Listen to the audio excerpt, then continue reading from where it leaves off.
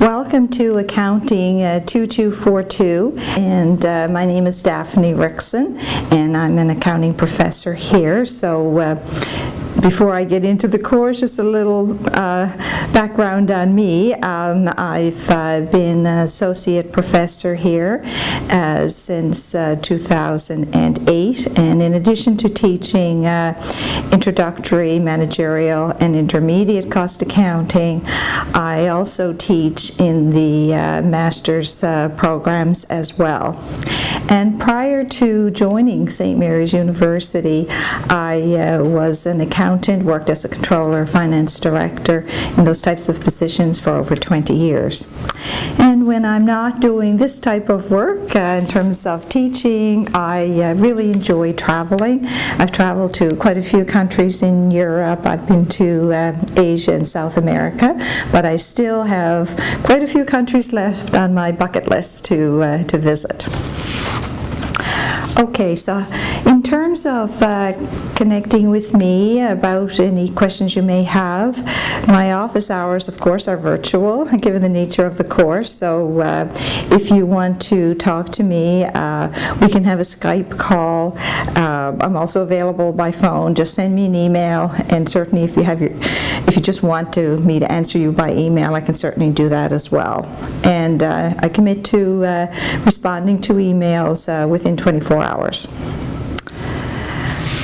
The next important piece of information for this course concerns the textbook, and the textbook is listed, of course, in your syllabus, and it's Managerial Accounting, the 3rd Canadian edition, and it includes my accounting lab, so you will need to have access to the lab. So if you purchased your book as a used copy, you can buy the access code separately, but you need the access code because your quizzes and discussion boards are all on the online version of this course. In addition, for the midterm and final exams, we have specifications regarding the types of calculators that you're allowed to use. So the information is listed there in the syllabus, so make sure you read that, but it's basically the same calculator that you're required to use in other business courses here at the university, so you will likely already have one purchased. So now for the important and interesting items about the course, the evaluation.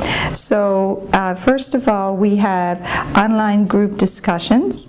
So we have 4 of those for 2% each, a total of 8%.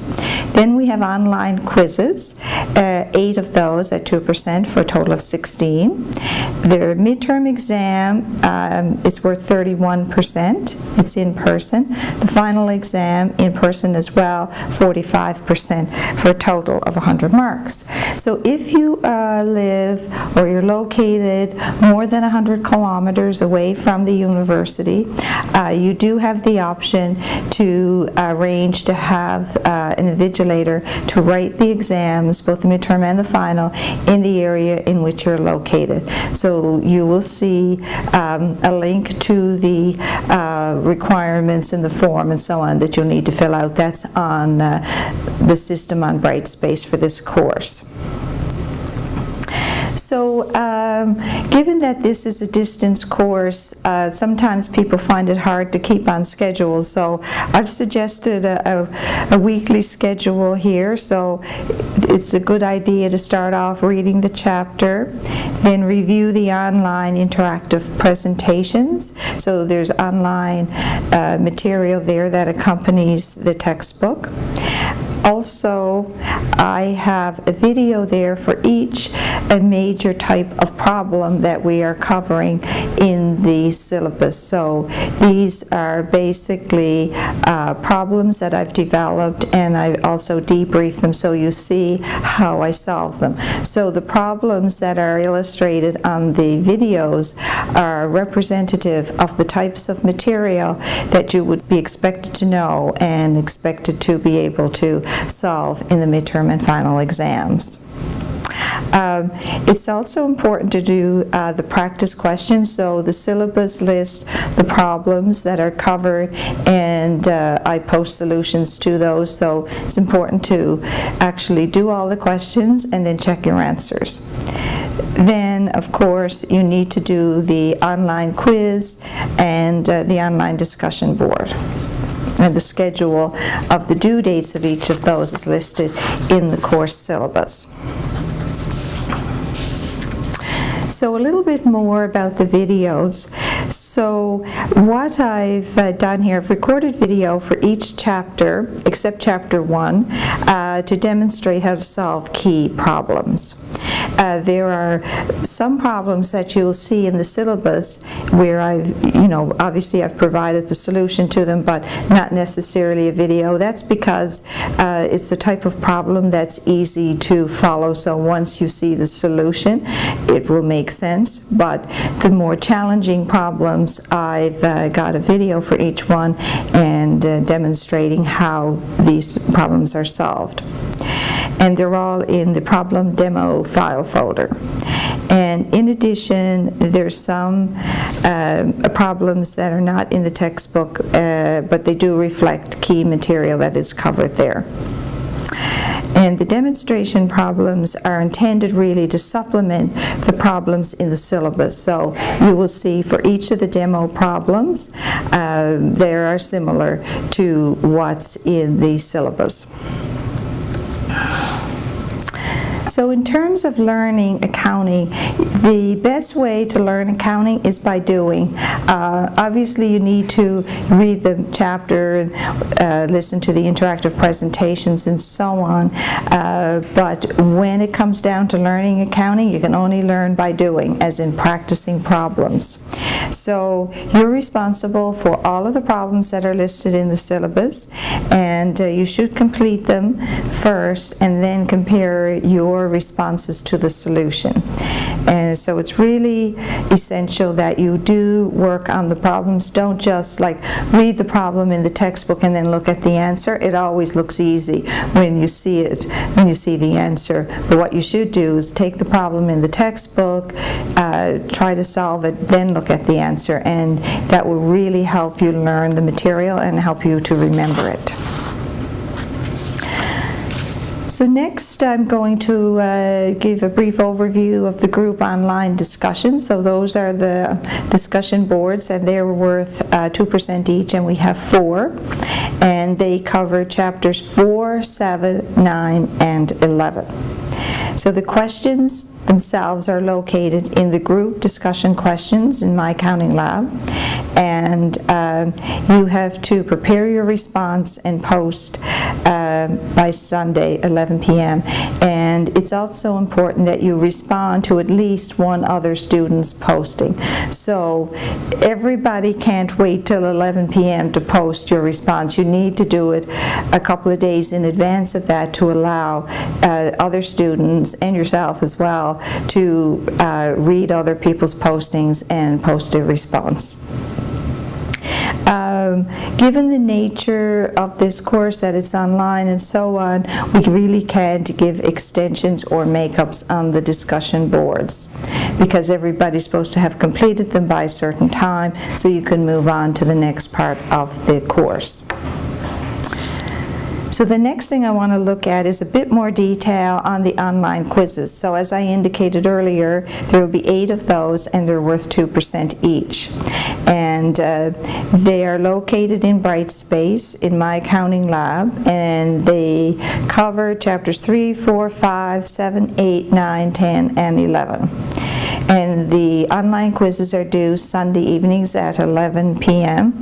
Solutions are released at 11:01, so for obvious reasons, we can't do extensions and makeups for the online quizzes.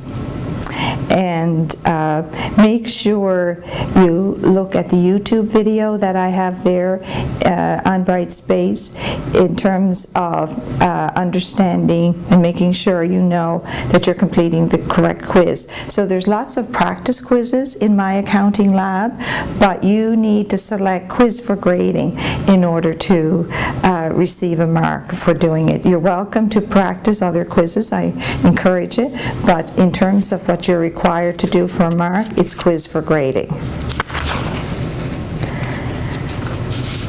Okay, with respect to the midterm and final exams, there will be multiple choice. I do 10 multiple choice questions, and the multiple choice are typically word questions, so no calculations for the multiple choice, but the rest of the questions will be problem solving.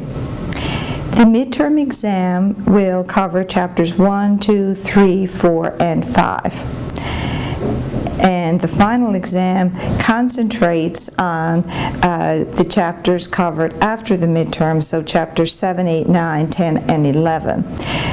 You will need to understand certain basic concepts that are covered from before the midterm, but largely we will be focusing on the material covered after the midterm.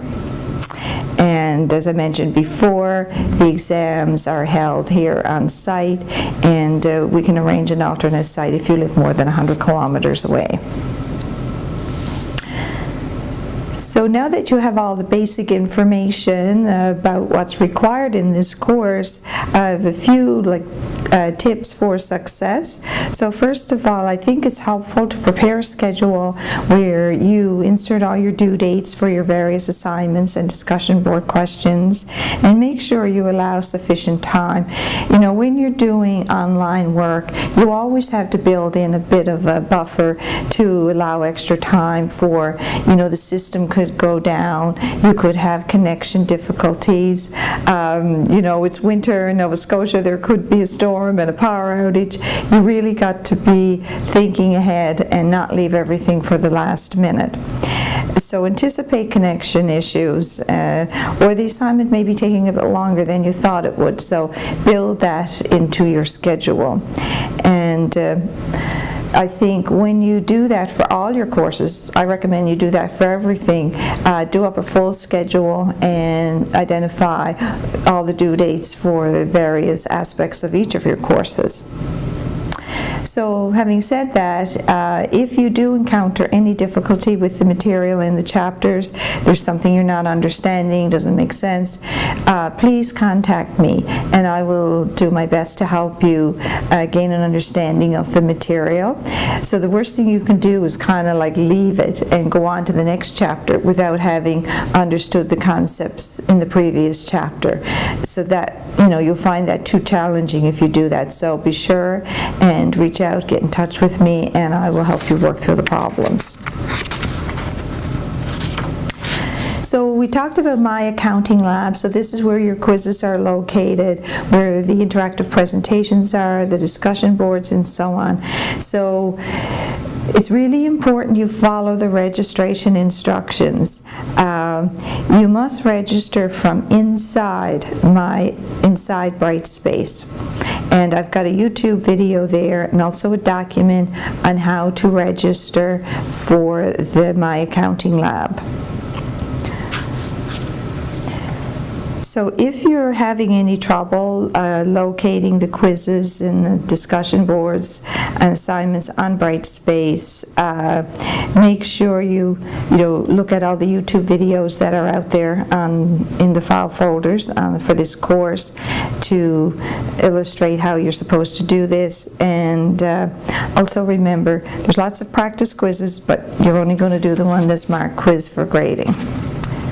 So that concludes my brief overview of the syllabus for this course, and I look forward to working with you virtually during the winter semester. And as I said before, please don't hesitate to contact me if you have any issues, if you're having health or family problems that's causing you to miss assignments.